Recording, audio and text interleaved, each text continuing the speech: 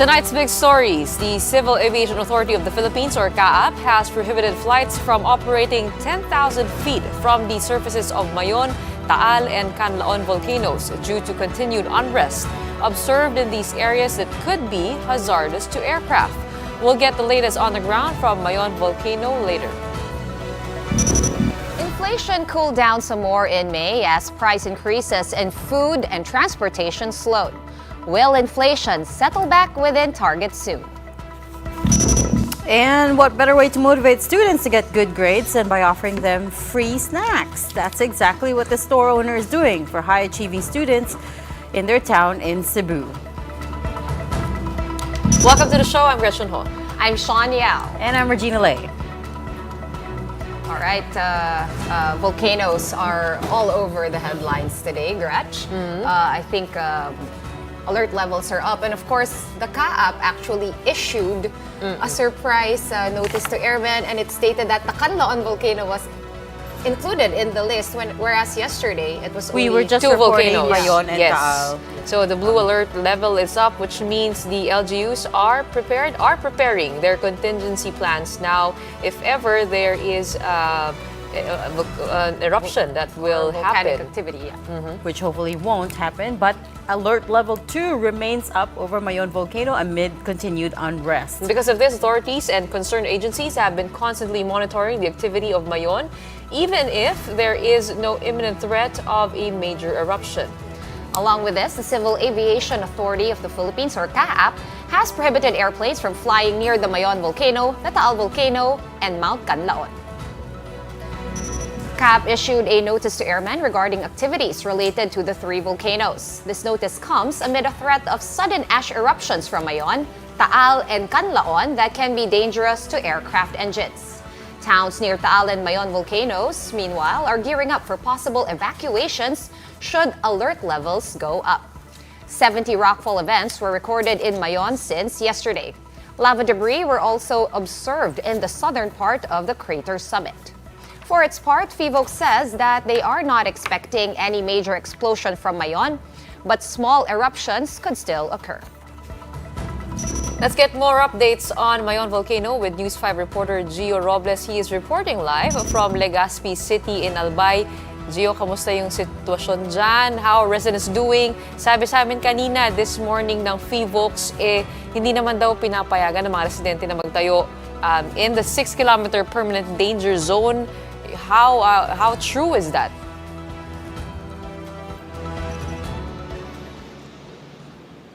Gretchen, despite isolated rain showers and the looming threat of Mayon volcano, it's still business as usual here in Legazpi City, the capital of Albay province. When we got here, businesses are all open, and we spoke to some residents, and although some admit na natatakot sila or nangangamba sila sa nagbabadyang pagputok o ito nga yung mga aktibidad, pagtaas ng aktibidad sa Bulkang Mayon, ay kailangan pa rin magpatuloy ang buhay at nagbabantay sila dito nga sa mga anunsyo ng FIVOX at maging ng APSEMO kung ano yung mga dapat gawin nila sakaling itaas sa Alert Level 3 ang sitwasyon sa bulkan ngayon. Pero yun nga, sasabi ko, ngayon dito sa Legazpi City, ang kabisera ng Albay, business as usual, normal ang operasyon ng mga public transportation, bukas ang lahat ng mga establishmento, wala ring mga delayed flights or flight cancellation so far sa Bicol International Airport. Yun nga,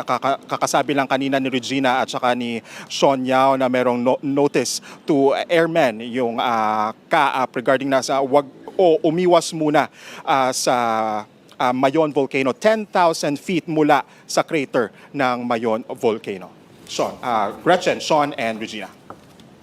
Thank you, Gio. But of course, they're not strangers. The city is not strangers to potential a volcanic eruption, right? So how is the LGU preparing for the threat? Again, let me emphasize, threat pa lang ngayon, threat of a possible eruption. Especially, of course, we are also talking about heavy rains from Storm Chideng. Yeah. although residents are used to the activities of Volcan Mayon and alert levels being raised from 1, 2, and 3, or possible evacuations, they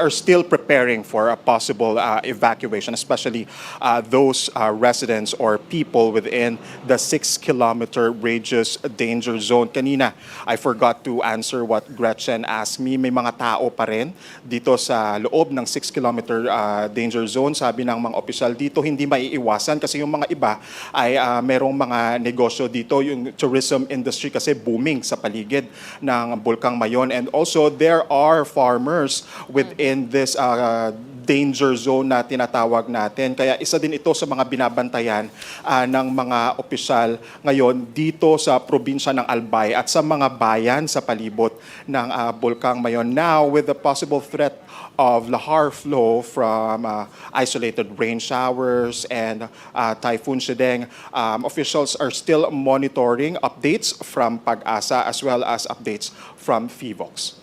Alright, Gio, tanong na lang, no, si Shanto.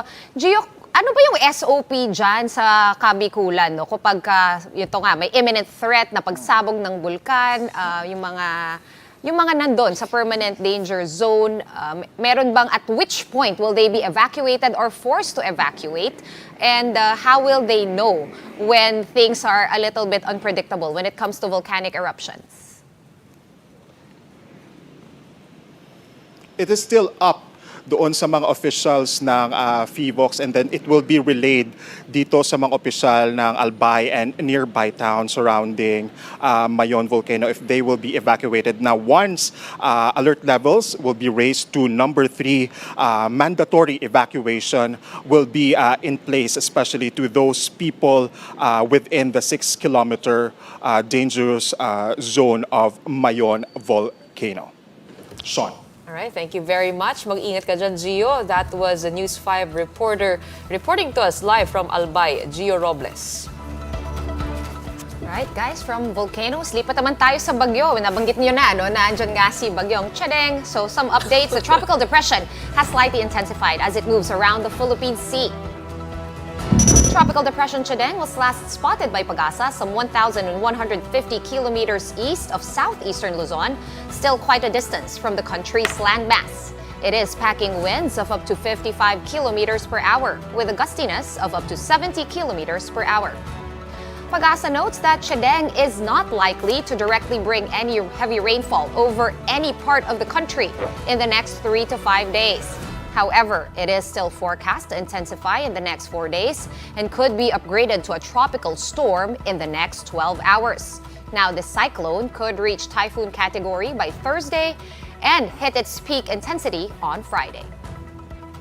Pag-asa says it's also possible that Chedeng will intensify or enhance the monsoon rains that are currently being felt over some parts of the country.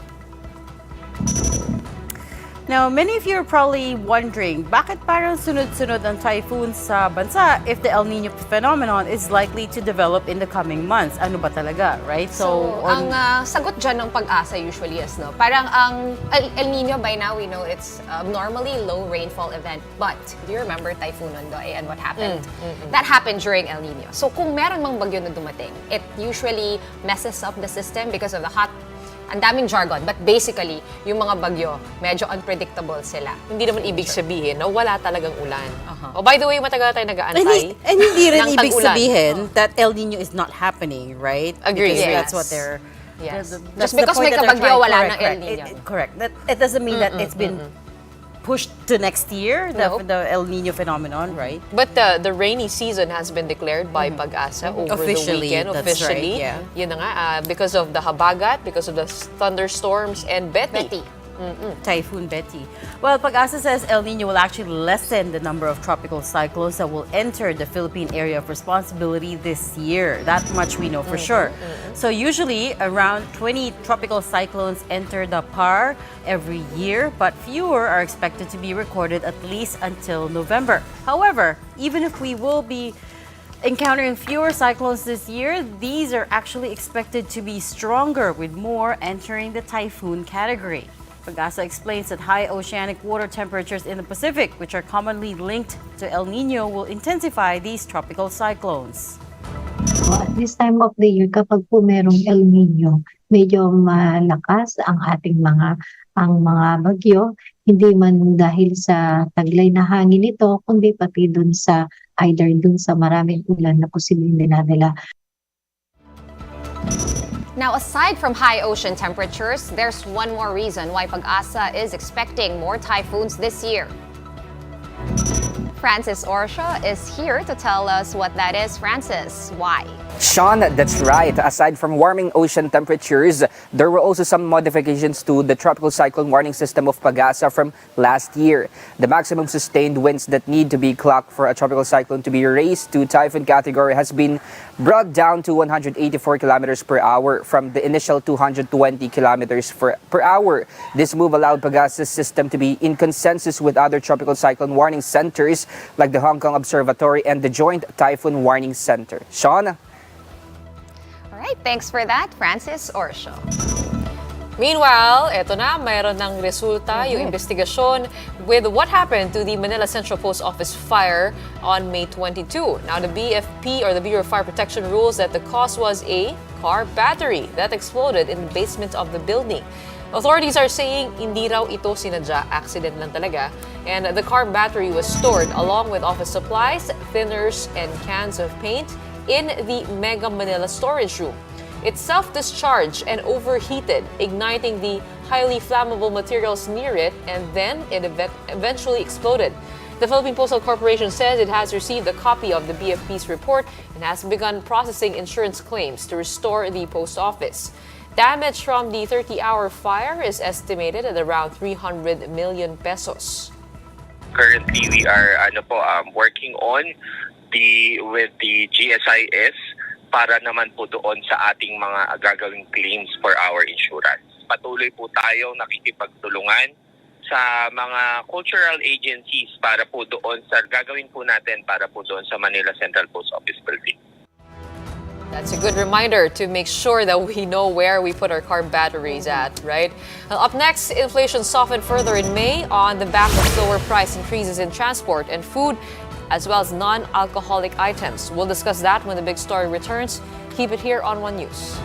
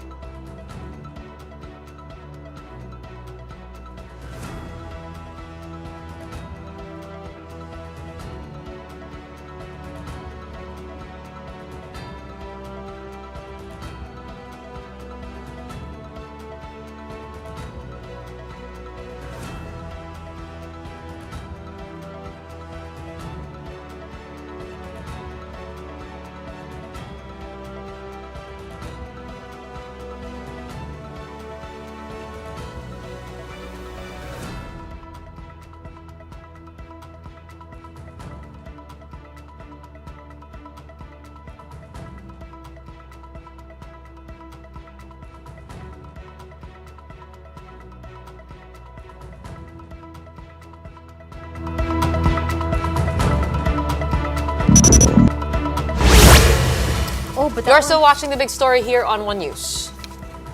The country's inflation rate eased further in May, clocking in at 6.1%. Now, this is the fourth straight month that inflation has slowed down. The Philippine Statistics Authority said slower increases in food and transport costs drove inflation for the month of May. Now, the recent print falls within the Bangko Central's forecast range of 5.8 to 6.6%. However, year-to-date inflation remains high. That's clocking in at 7.5%, way above the government's 2 to 4% target band. So, Reg, what do you think? Has inflation actually already peaked back in January? It was a staggering 8.7%. That is for the BSP and the economists to say, of course. But of course, there's a couple of things that are very encouraging about this set of data, right? Number one, as we said, fourth straight month of decreases. So hopefully this is the trend already, right? So 2 months you think maybe there's nothing there yet, but 4 months, okay, there seems to be a pattern here. The second thing is that we're seeing decreases across all the regions, right? So it's not just NCR, it's not just regions like Mimaropa, but across the board, we are seeing decelerating or slowing down of prices. So that's pretty encouraging Well, as malaking well. bagay para sa akin, I think, is the decrease in inflation in transport Yes. and food And food, costs, as well exactly. as meat products. I mean, things that the normal person can feel Yes. Yes. directly. I mean, those are the two biggest things already. If you can slow down the increases in food and transport, but that's already the whole basket almost. but we have El Nino still. Yeah, you know, which could affect food, coming. water, power again. But Reg, the other thing is that obviously with these rising inflation numbers that we have been experiencing late last year, what with the COVID pandemic and all, of course, we also noted that there has been a lot of rate hikes. So does this mean that the BSP has more room now to actually put a pause on these hikes? Kasi nakaka-aray na siya. Based on their press conference or the statement today, it seems like they might put a pause on it. We will have to wait and find out. June 22 is the next BSP meeting, so we'll find out. And they did pause at the last meeting. So seeing as how this figure actually falls within their estimate, there's a very good chance that they might, So overall, hit the not brakes bad for a little news. bit. Well, we can all breathe a little better now because our salaries will be able to, buy us a little bit more. Hopefully, that Please, continues BSP. on. I guess we'll find out on June 22. Meanwhile, another news, Congress has yet to transmit the Maharlika bill to the office of the President for signing. Senate Majority Leader Joel Villanueva said they're still attending to some clerical errors, particularly in sections 50 and 51, which contain conflicting provisions on the prescription of crimes. Section 50 sets a prescription period of 10 years, while Section 51 extends that to 20. Villanueva said this is a simple error that can be easily fixed since it has been agreed upon that the prescription period for punishable crimes under the MIF bill is 10 years. The Senate Majority Leader again denied concerns of the bill being railroaded, promising to have it in the President's desk for signing this week. I don't want to glorify yung mga sinasabing minadali or nagkamali. We're all human beings. And, during the time, it's already 3 in the morning, 2:30 in the morning. And nangyayari yung mga typo errors. Nangyayari yung minsan mali yung numero. Last week, we talked nonstop about concerns on loopholes and loose threads in this MIF bill, particularly on the funding side. Our Senate reporter, Mayon Los Baños, followed up on that for us. Mayon, will the GSIS and SSS be completely barred or disallowed from having anything to do with the MIF? Yes, Sean, Senator Joel Villanueva clarified that the GSIS and SSS can invest in the same projects that the Maharlika Investment Corporation will invest in. He emphasized that while the two government financial institutions are barred from investing directly to the Maharlika Fund, they can enter into a joint venture with the MIC over what they consider to be profitable projects. Once the Maharlika bill gets signed into law, what we have to keep an eye, Sean, on next is if the implementing rules and regulations stays true to the provision preventing GFI funds from being used as capital for the Maharlika Fund. Sean? Right, thanks for that, Mayon Los Baños. Meanwhile, Senator Lito Lapid files a bill that seeks to expand water and electricity discounts for senior citizens to 5%. So currently, Lapid Senate Bill 2169 seeks to change this by allowing the 5% discount for seniors on the first 150 kilowatt-hour consumption of electricity. The bill aims to give the elderly a 5% discount on the first 50 cubic meter of water consumption. Aside from that, the proposed measure also seeks to exempt senior citizens from the 12% value-added tax or VAT as long as their water or electricity bills are under their name. Now, what do senior citizens think of this move, and how do authorities plan to implement these expanded discounts? And should the bill be passed into law? Brian Basa tells us. Hi, Regina. Although this is a welcome development for senior citizens, some of them admit that one, they're barely feeling the current discounts, that they're not being followed. And number two, some of them do not know the other perks, like the 5% utility discounts that have been there by virtue of the expanded Senior Citizens Act of 2010. Now, the National Commission of Senior Citizens are eyeing to coordinate with regulators to make sure that these discounts are strictly implemented. They're also hoping to meet with Senator Lapid to discuss ways on how to further improve this bill that will aim to expand senior discounts. Back to you. All right, thanks for that report, Brian Basa. From 100, Senator Lito Lapid aims to increase that to 150. 150. Inaaral ko to kanina, sabi ko, bakit kaya ganun lang kababa? Siguro kasi baka may mga fixer na makisabit, di ba? Di ba, pag may senior citizen discount, Maraming nakikisakay. or it might be used for business, right? Hindi, parang may I don't know why may Gretchen is safeguard. looking at me. when she's saying senior I know, I'm citizen. like, Sorry, Gretchen, sorry. excuse me, hindi ko nga alam Sorry. na may discount yung senior citizen. Sorry, Matagal malayo pa tayo. ako ah. Matagal pa. Hindi, pero nagulat ako na meron palang discount. Ako rin, nagulat ako. Pero nag-a-apply Of course, lang siya yes, kasi there's a discount. the bill has to be in the senior citizen's name. For example, Gretchen, nakapangalan sa'yo yung bill. Well, sorry, matagal-tagal pa bago ka makakuha ng discount. Pero let's say sa mom mo or sa lola mo, di may discount sila. Pero yun nga, maliit lang. But the point is, it's a good move. It is a good It's good for everyone. All right, we're going to pause for a quick break now, but up next, check out how you can turn your trash into not cash, but grocery items. More on that when the big story returns. Keep it here on One News.